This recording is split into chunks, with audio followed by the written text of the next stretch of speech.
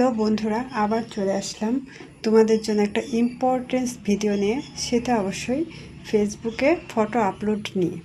তোমরা অনেকেই বুঝতে পারছো না যে একটা ফটো আপলোড করার পরে সেখানে কেন ভিউ, রিচ, এঙ্গেজমেন্ট এগুলো এত কম হচ্ছে, লাইক, কমেন্টস। তার একমাত্র কারণ হচ্ছে তোমরা ফেসবুকের গাইডলাইন মেনে কাজ করছো না। আর সেটা কি বলো তো, একটা ফটো আপলোড করার পরে সি মোর ইনসাইটে গিয়ে এখানে ক্লিক করে দেখবে, নিচে দেখো এই যে এই দুটো অপশন আসছে, এই দুটো করছো তো ফেসবুক বলছে যে গ্রুপে, তোমাকে একটা গ্রুপে, যে কোনো একটা গ্রুপে শেয়ার করে দিতে বলছে। ঠিক আছে, কালো যে বর্ডারটা আছে, রেখাটা আছে, সরলরেখা, সেটা দেখো কিছুটা সাদা আছে।